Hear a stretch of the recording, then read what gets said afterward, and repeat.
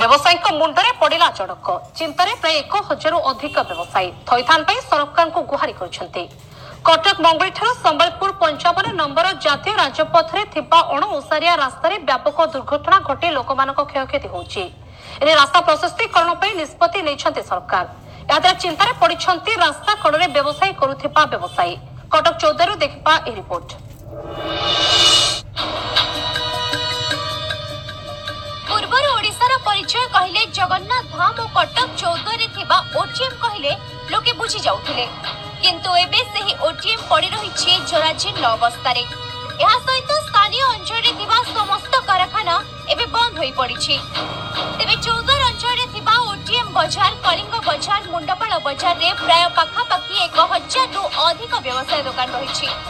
अन्यपटे एही दुकान उपरे प्राय 20,000 रु ऊर्ध्व लोक निर्भर करथुवा बेले सरकार रास्ता प्रशस्तीकरण पाई दुकान सबु भांगिबाकु निष्पत्ति नेइछंती।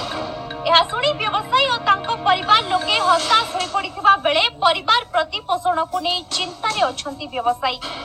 एने सरकार को निकट रे किछि विकल्प व्यवस्था पाई गुहारि करिछंती सेमाने।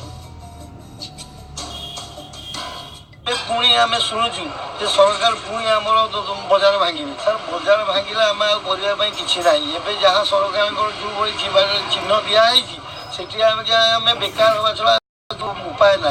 मोर मतामत होमको प्रथम आम एत दिन व्यवसायी तेणु आम ये आम निजर परिवार मेन्टेन करुँ गुजराण मेटाऊँ आम पाखे जो मैंने लोक मैंने रही परिवार भी चलाऊँ ये 200-250 दुकानी से केमती माने थैथान हे तार व्यवस्था आम मुख्यमंत्री निवेदन करुचु से आम पे गोटे किसी व्यवस्था करंतु तेणु आम केमती दुकान ये करके निजे चली पारू आमको से दरकार।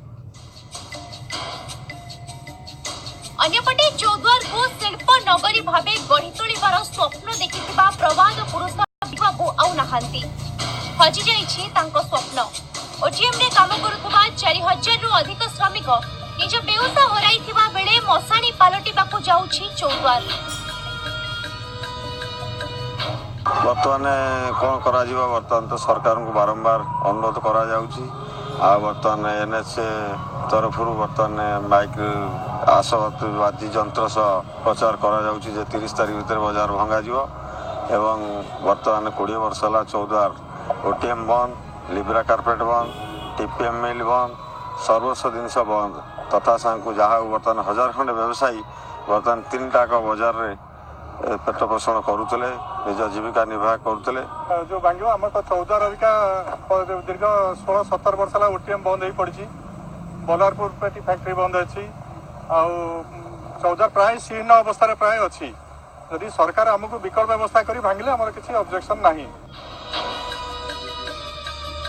तेबे जदि सरकार व्यवसायी मानक दुख को हृदयंगम करी किछि विकल्प व्यवस्था करी सेमानकु थैथान करिवे तेरे तांको परिवार बंची जिवे नचेत आत्महत्या सेमानक पई शेष बाट हेबो बोली क्षोभर सह कहिसंती व्यवसायी। कटक चौद्वार संकर्षण महापात्र को रिपोर्ट कामयाब टीवी। सोनपुर जिला बिनिक्सा भारतीय जनता पार्टी एक कर्मी